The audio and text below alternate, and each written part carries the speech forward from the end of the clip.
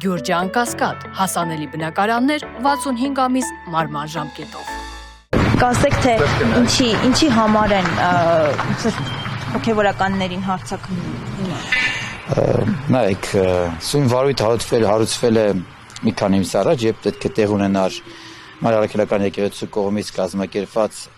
եպիսկոպոսաց ժողովը արտերկրում, այս ժողովից, եթե չեմ սխալում, 1 օր թե 2 օր առաջ, եթե չեմ սխալում ժամանակի առումով, քրեական վարույթ հարուցվեց, հաշվի առնելով դատավոր Էդգար Հովհաննիսյանի կողմից կապված թեմի առաջնորդի, որը հիմա արդեն կարգալույծ է արվել, իրավունքները խախտելու հետ կապված քաղաքացիական ոլորտում հայցի ապահովման միջոց կիրառելու հետ կապված, որի կատարումը հանձնարարվեց Հայաստանության հարկադիր կատարողի ծառայությանը եւ այդ դատանի վճռով նախատեսված կատարողական գործունեին խոչընդոտելու պատճառով հետևանքով նախաձեռնվեց քրեական վարույթ, որով այսօր սրբազանները մեղադրվում են, որը կեղծ է եւ շինծու է, որովհետեւ Հայաստանի Հանրապետության Սահմանադրությամբ հստակ սահմանված է, որ Հայաստանի Հանրապետության գործադիր իշխանությունը, դատական իշխանությունը իրավասու չէ Մայր Առաքելական եկեղեցու գործերին խառնվելու։ Իսկ նույն հաջողությամբ կարող ենք ասել, որ օրինակի համար ենթադրենք հոգևորական կարող է լինել եպիսկոպոս կամ եպիսկոպոս կանայք, կամ ենթադրենք ցանկացած մեկը ով ուզենա հոգևորական կյանքով ապրելու կամ որևիցե մի հոգևոր ծառայություն իրականացնելու կարող է դատանի միջոցով նշանակվել կամ ազատվել։ Այնինչ դա բոլորս լավ գիտենք, որ Հայաստանյան Սահմանադրության ոտնահարում է, բառեզբուն իմաստով։ Գերագույն հոգևոր խորհրդի հետ այսինքն սա կապ չունի, քանի որ դրանից հետո կանչեցին հարձակումները։ Այսօր Գերագույն հոգևոր խորհրդի հերթական թե արտահերթ չեմ կարող ասել ժողովներ, որտեղ զեկույցով հանդես եկավ նաև Մուշեղ Սրբազանը եւ այո, այսօր վաղ առավոտից նախաքննության մարմինները ոչ միայն ինձ, այլ նաև մյուս պաշտպաններին անընդհատ զանգերով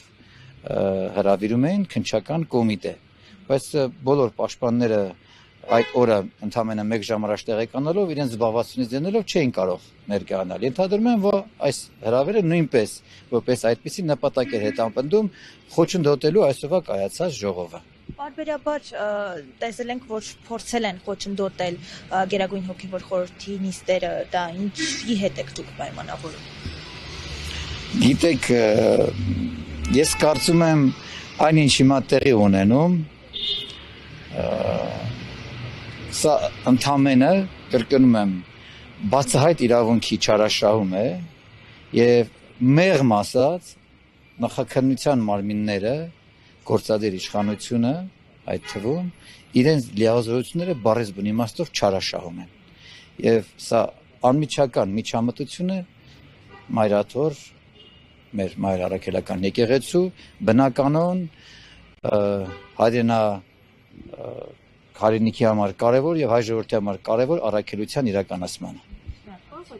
Ես շնորհակալ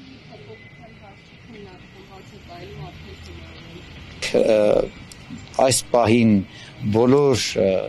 բացի եթե չեմ սխալվում Վահան Սրբազանից